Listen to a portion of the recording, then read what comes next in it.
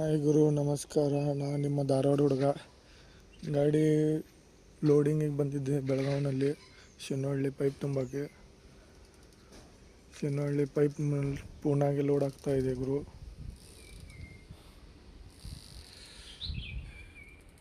ಗಾಡಿ ಲೋಡಿಂಗ್ ಚಾಲೂ ಆಗಿದ್ದಣ. ಪೂನಾಗೆ ಲೋಡಿಂಗ್ ಮಾಡ್ತಾ ಇದ್ದಾರೆ ಇವಾಗ ನೋಡಿ. ಲೋಡಿಂಗ್ ಆಗ್ತಾಯಿದೆ ಗುರು. ಇನ್ನು ಸಾಯಂಕಾಲ 5:30 ಆಯಿತು, ಇನ್ನಾದರೂ ಲೋಡ್ ಆಗಿಲ್ಲ. ಇವಾಗ ಲೋಡ್ ಆಗ್ತಾಯಿದೆ. ಅರ್ಧ ಗಾಡಿಯಾರು ಮುಗಿದಿದೆ, ಇನ್ನೊಂದು ಸ್ವಲ್ಪ ಅರ್ಧ ಗಾಡಿ ಇದೆ.